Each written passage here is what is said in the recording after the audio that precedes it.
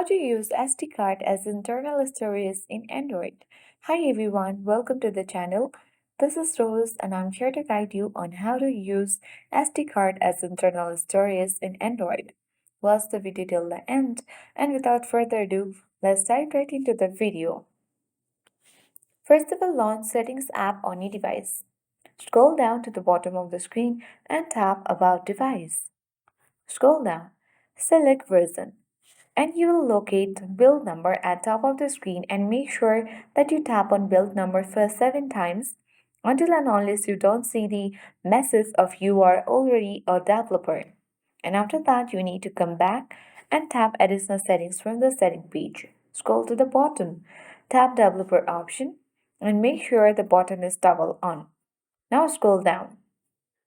Here you need to simply locate the option for first allow apps on external widgets under the app section. Simply toggle the button on, and this makes any app eligible to be written to external storage regardless of manifest values. In this way, you can successfully use SD card as internal storage on Android. I hope this guide was helpful. If it was, then do like, share, comment, and don't forget to subscribe. Thank you for watching and see you in the next video.